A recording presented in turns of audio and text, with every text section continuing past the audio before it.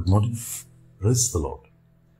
Blessing for nation ministry Gujarat से मैं आपका भाई कृष्ण प्रभु ने दिए हुए आज के इस नए सुंदर दिन पर आप सबको प्रभु यीशु के नाम से जय मसीह की। आज हम पवित्र शास्त्र बाइबल में से प्रभु के इस वचन का अध्ययन करेंगे। पहला पत्रस उसका पहला अध्याय और उसकी 17वीं आयत। वहां पर लिखा है, और जबकि तुम हे पिता कहकर उससे प्रार्थना करते हो, जो बिना पक्षपात हर एक के काम के अनुसार न्याय करता है, तो अपने परदेसी होने का समय भय से बिताओ। आज के इस वचन के लिए हमारे स्वर्गीय पिता का धन्यवाद। और आज के इस वचन में हम सब के लिए एक महत्वपूर्ण संदेश छिपा हुआ है। आपको मेरा स्वर्गीय पिता कहता हूं, जिसे आप भी पिता कह के पुकारते हैं, जो राजाओं का राजा और प्रभु का प्रभु है, और साथ में एक सर्वोच्च न्यायाधीश भी वो है, जिसके समक्ष एक दिन हमें हमारे जीवन का लेखा देने के लिए खड़े रहना है। अभी थोड़े दिन पहले मैंने एक संदेश में बताया था कि परमेश्वर इंसान के उसके काम के अनुसार उसका न्याय चुकाएगा। और आज के वचन में लिखा है कि परमेश्वर जो बिना किसी पक्षपात हर एक के काम के अनुसार न्याय करता है।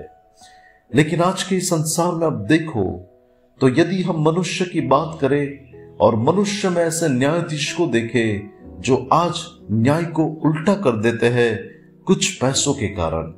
इस संसार के व्यवहार में बहुत सारी जगह पर लोग एक दूसरे के साथ पक्षपात करते हैं, लेकिन हमारा जो सर्वशक्तिमान पिता है कि जो बिना किसी पक्षपात के इंसान का न्याय करता है। आज संसार के अंदर देखा जाए तो लड़ाई झगड़े और पक्षापक्षी ऐसी बहुत सारी बातें हो रही है, और उसे देखकर मुझे आश्चर्य होता है, क्योंकि वो ऐसे लोग हैं जो झगड़े कर रहे हैं, जो अंदर अंदर लड़के मर रहे हैं, और वे लोग हैं जो सर्वशक्तिमान परमेश्वर को पिता कह के पुकारते हैं। आज ऐसा लगता है जैसे कि कुछ लोगों को परमेश्वर का कोई भय ही ना हो, और वे सब लोग अपनी आत्मिकता बाजू पर रखते हुए ऐसी लैंग्वेज को यूज करते हैं, ऐसा व्यवहार करते हैं, ऐसा लोगों के सामने पेश आते हैं कि जहां पर ऐसा लगे कि ये जीवन को परमेश्वर का कोई भी भय नहीं है।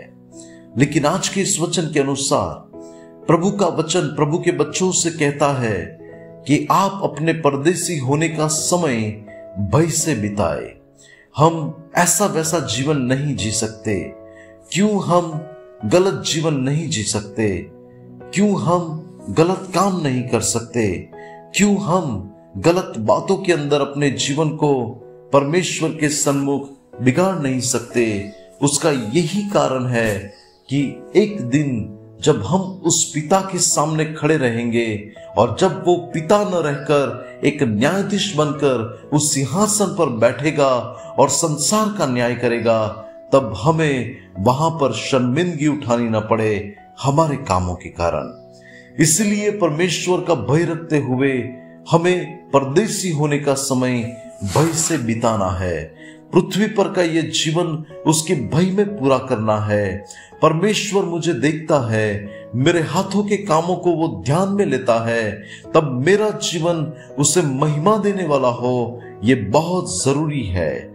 मसीह में मेरे प्रिय भाई और बहन, इस्राएल पुत्र जब मिस्र की गुलामी में से निकलकर कनान तरफ जाने के लिए निकले, तब उन्होंने रास्ते में परमेश्वर का भय न रखते हुए, उन्होंने अपना समय परमेश्वर का भय न होते हुए ऐसे बिताया जिसमें उन्होंने व्यभिचार किया, जिसमें उन्होंने कुड़कुड़ाहट की, जिसके अंदर उन्होंने अंदर झगड़े किए, जिसमें उन्होंने परमेश्वर की परीक्षा की, और उसके परिणाम रूप क्या हुआ? वे लोग उस रेगिस्तान में ही नष्ट हो गए और कनान देश की उत्तमता को वो गंवा बैठे।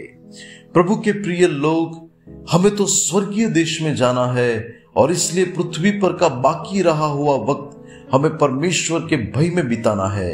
मेरा जीवन, मेरा चरित्र, मेरे काम स्वर्गीय पिता को महिमा देने वाले होने चाहिए। ये बहुत जरूरी है और ऐसा जीवन जीने के लिए परमेश्वर हमारी सहायता करे।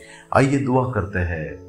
अनुग्रहकारी मेरे प्यारे स्वर्गीय पिता, आज के इस वचन के लिए प्रभु मैं आपका धन्यवाद करता हूं। मैं आपका सेवक आपसे प्रार्थना करता हूं कि प्रभु हम सबको हमारा जीवन आपके भय में बिताने के लिए, गलत बातों से दूर रहने के लिए, पाप को परमेश्वर पिता नकारने के लिए परमेश्वर आप हमारी सहायता करें और हमारे जीवन से आपको महिमा मिले। ऐसा जीवन जीने के लिए हम आपसे अनुग्रह मांगते हुए यीशु मसीह के नाम से प्रार्थना करते हैं, आमीन। May God bless you. Have a blessed day. Shalom.